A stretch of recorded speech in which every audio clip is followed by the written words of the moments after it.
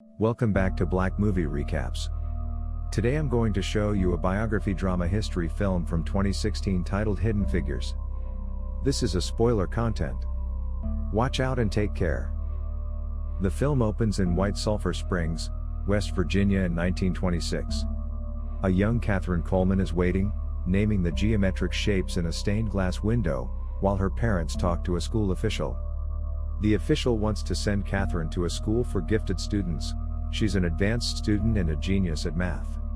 At the new school, a teacher asks Katherine to tackle an algebra problem on the blackboard. Katherine solves the problem without hesitation, then turns around and explains it to her teenage classmates. In Hampton, Virginia, in 1961, an adult Katherine, now Katherine Goebel, is stuck on the side of the road with the two co-workers she carpools with, Dorothy Vaughan and Mary Jackson. A racist police officer stops and asks for identification. When they explain that they work at NASA, he changes his tune. He's surprised they hire black women, but he's impressed. He seems very well versed in NASA and asserts that the Americans have to beat the Russians in the space race. He asks if they've met the astronauts. Mary answers that they have, but it's clear from the others' expressions that they're kept separate from them.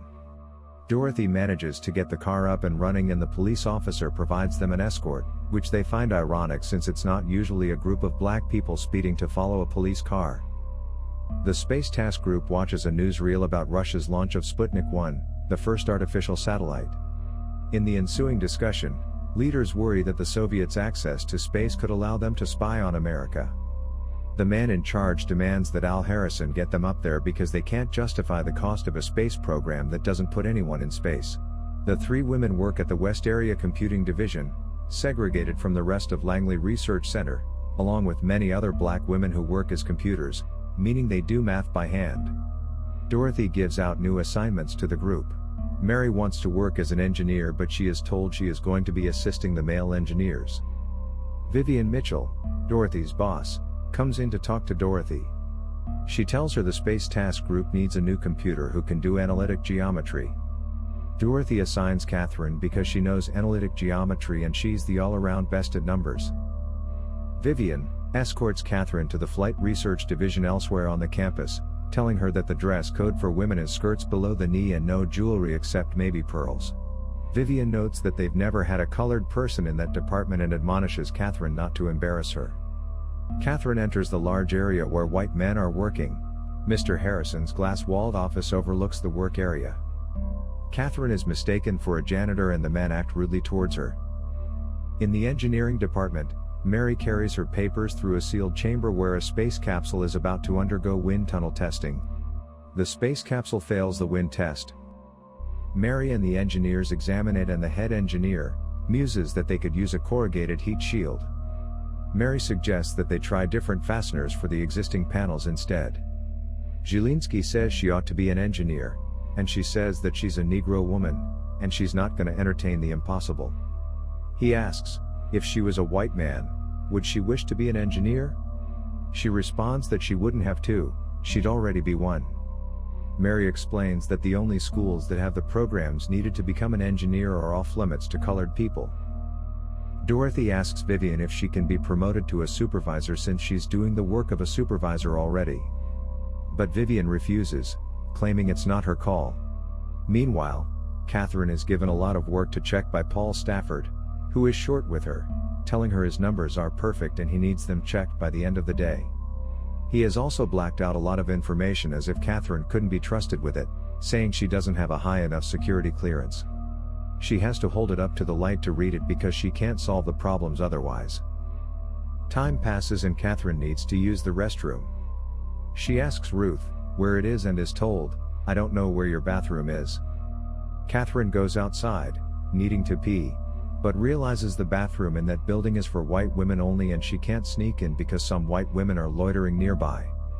She has to leave the building and run half a mile to the colored women's bathroom in the West Area Computing Division she used to work in. She brings her work with her and continues to prove it while she pees. That night, Dorothy is in a bad mood as she drives the other two home, complaining about Vivian not making her a supervisor when she's been working as one for years. Katherine gets home and finds her three daughters fighting in their bedroom. It turns out Katherine is a widow, and her mother takes care of her children while she works. The three women go to church with their families, and a handsome colonel catches Katherine's eye.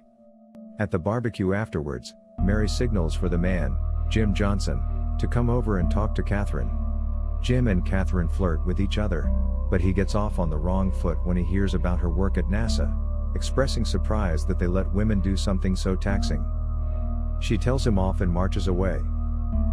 Back at NASA, Katherine pours herself a cup of coffee. In segregated Virginia, white and colored people don't usually drink from the same pot. Nobody says anything, but the next day when Katherine looks for coffee, she finds a separate pot labeled colored. Al Harrison joins the group and asks if anyone wants to take a crack at an equation on a large chalkboard that has gone unsolved. Nobody notices, but Katherine steps up and does the math. Time passes and Al asks who solved the problem. When Katherine admits she did, he asks what she does and Katherine tells him she is checking work. He asks how she's able to work with all the blacked out sections. She demonstrates that you can read the blacked out text if you hold the paper up to the light. She requests that she get uncensored reports in the future. Al agrees, saying that she's not a Russian spy, so there's no reason to keep information from her. The NASA employees are gathered out on the launch site to meet the astronauts, including John Glenn. Glenn will later pilot the Friendship 7, becoming the first American in orbit. He is discouraged from greeting the black women, who are standing apart from the white employees, but he comes over anyway and proves to be friendly. At a party, Colonel Johnson approaches Katherine. He asks her to dance and apologizes for disrespecting her. They see each other often during the next months. Katherine is assigned to write up reports and, because the majority of the research is hers, puts her name on the byline after Paul Stafford's.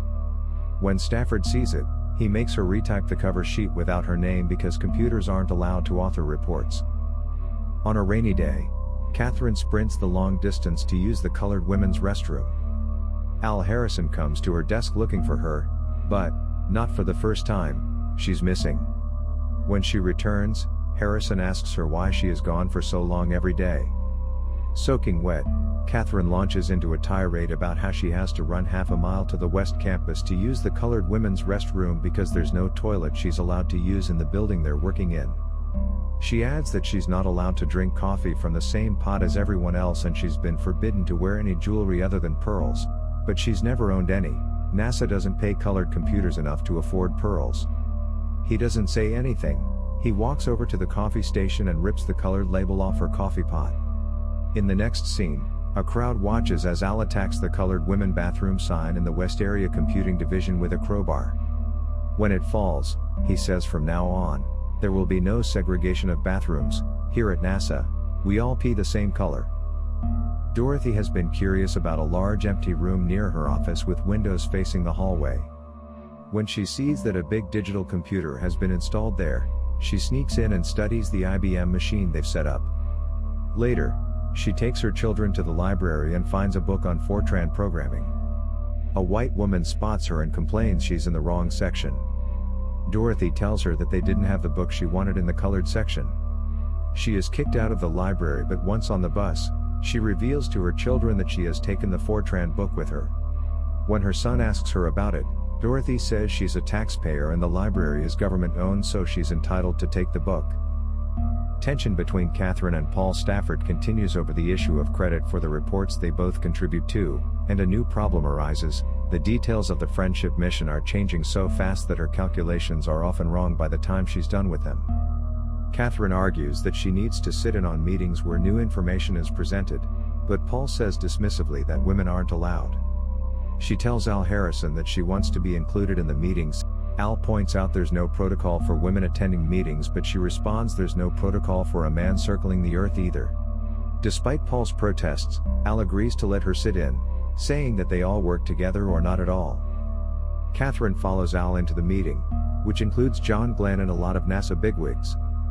One of them complains to Al that they need a way to figure out where Glenn's Friendship 7 space capsule will land. There's a long silence while Al contemplates the problem. Then he holds out a piece of chalk to Katherine and asks her to take a stab at it. Katherine isn't prepared for this. She thought she was there just to listen, but she thinks it through and covers half the blackboard with a set of equations that predict, based on current plans, that Glenn will splash down at a particular latitude and longitude near the Bahamas. No one can see any flaws in her logic or her numbers, so they're all impressed, including John Glenn. Mary goes to a judge and asks if she can attend a school that does not allow colored people so she can get a degree in engineering. She is granted permission to enroll exclusively in night classes, making her the first colored woman to attend. She goes to class and the white students are taken aback, but it does not bother her. Dorothy has been reading IBM documentation, brushing up on Fortran, and paying secret visits to the IBM computer in the data center. The men tasked with getting the machine working are having a hard time. Dorothy has also asked some canny questions and discovered that once it proves its reliability, the IBM, which can run computations many times faster than a whole room full of human computers, will replace her West Area computing unit. Dorothy notices that one of the cables on the IBM's patch panel is in the wrong place and reconnects it correctly, which fixes the problem the men were having. Dorothy is testing a program on a set of punch cards when the male technicians rush in and ask her what she's doing. They're terrified that she might break something until they realize that she's gotten the computer to run a program and produce meaningful results. When Vivian notes that they're short on computer programmers, Dorothy reveals that she has become proficient in Fortran, and she's been teaching the computers in her group about Fortran and the IBM machine. She arranges for all 30 of the women she supervises to come along and join the data center staff. Dorothy tells the women that they've all been reassigned and they walk as a group to their new department. One evening, Katherine comes home to find her daughters dressed up and her dinner table set for a special occasion. She asks her mother what's going on and Mrs. Coleman says it's not her secret to tell. Jim Johnson comes out of the kitchen with a plate of food. He's cooked them dinner, and a small jeweler's box, which he puts on the table in front of Katherine. She says yes before he gets his proposal out, though he follows up with touching words about how he's joining the family, not just marrying Katherine. With John Glenn's launch approaching, Katherine continues calculating trajectories and writing reports, but now she can include her own name in the bylines. Her value to the project is fully recognized and Paul has finally gotten past his racist resentment. He even brings her coffee while she's typing. But Al tells her that, now that Friendship 7 is about to be launched, the Space Task Group's need for Katherine has ended. Everyone in the department appreciates her, and as she packs up her things, Ruth gives Katherine a wedding gift from the whole group, a string of pearls. On the day of the launch, Vivian runs into Dorothy in the bathroom. She apologizes to Dorothy for never making her supervisor. Vivian tells Dorothy she has nothing against the black women under her supervision and always did the best she could for them. Dorothy says pityingly, "I know you really believe that." The whole world tunes in to watch John Glenn's launch. A problem arises in the control room when the IBM computer's calculations for Glenn's flight don't match the previous days. One set of calculations must be wrong, and without the correct figures, it's not safe to take off. Glenn requests that Katherine do the math by hand because he trusts her brain more than he trusts the IBM machine. Al is able to locate her and she sits down to check the calculations at her old desk in the West Area computing room. Katherine runs the numbers, identifies the correct set of figures, and races back to the control room to hand the notebook to Al, who is inside. The door is shut in Katherine's face. She stands outside, dejected, despite having saved the day. A long moment passes and then Al returns, handing her a pass that grants her access to the control room and ushering her inside with him. 50 million people watch the liftoff on television while Katherine and Al watch from the control room. We see the horizon from the space capsule as John Glenn pilots Friendship 7 into orbit. After successful orbits around Earth, Glenn notices a warning light. There's a problem with the fasteners for the heat shield. Mary, who's watching the launch on TV, she tells them that Glenn must keep the retro pack in place during re-entry, rather than jettisoning it as planned, because the retro pack straps might keep the heat shield in place. This advice is passed to Glenn, who's having a bumpy ride and soon reports that the capsule is growing very hot. But after a tense few minutes when the control room loses contact with Friendship 7, Mary's advice proves good. The straps hold enough of the heat shield down to save Glenn's life, and he splashes down safely. After the launch, Vivian finally promotes Dorothy to supervisor in the analysis and computation division. Mary gets her degree and becomes an engineer. Katherine went on to calculate the trajectories for the 1969 Apollo 11 flight to the Moon, and for Apollo 13, President Obama awarded her the Presidential Medal of Freedom in 2015. In 2016, the Langley Research Center in Virginia where she worked was renamed the Katherine G. Johnson Computational Research Facility. She retired in 1986 and remains married to Jim Johnson to this day. I hope you enjoyed it. Subscribe to watch more videos like this. Turn on notifications and leave a like. It really helps the channel out. Thank you for watching.